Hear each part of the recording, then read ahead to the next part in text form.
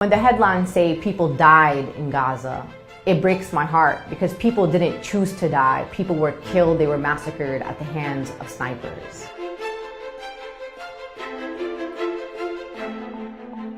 The majority of the media coverage on what's happening in Palestine and Gaza is very problematic. It talks about two sides, clashes, people dying, but that's not actually the reality. The people of Gaza, the Palestinians of Gaza, do not have access to snipers or tanks or airplanes.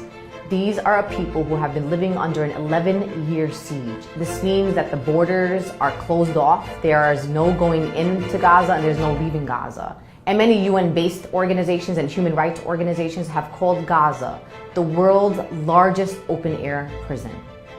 People have a right to protest.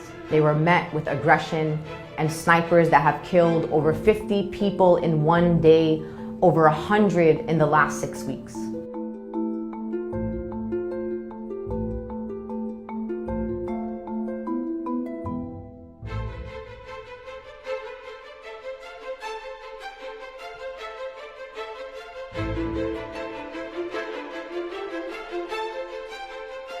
When looking at the photos taken at the same time on the same day during the opening of the American embassy in Jerusalem, one side you have Americans and Israelis who are celebrating, and on the other side you see photos of people being killed by snipers, smoke in the air, people running away from violence.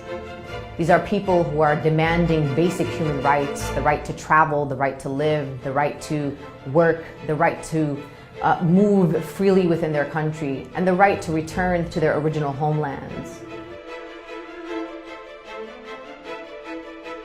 People will tell you that standing up for the Palestinian people is not a politically expedient cause. But when has there ever been a cause that was politically expedient? Decades ago, brave Americans stood up against the Vietnam War. And then decades later, more brave Americans stood up against South African apartheid. And now it is our time to stand up against what is happening in Palestine against the Palestinian people. This is the cause for our generation. It is our taxpayer dollars that continue to enable the illegal occupation of the Palestinian people. It is our taxpayer dollars that pay for the snipers that kill unarmed protesters.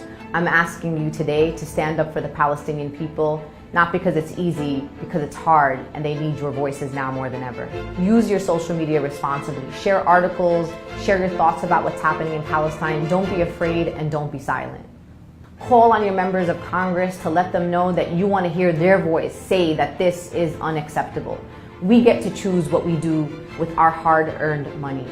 And we say no to occupation and no to killing of innocent Palestinian people.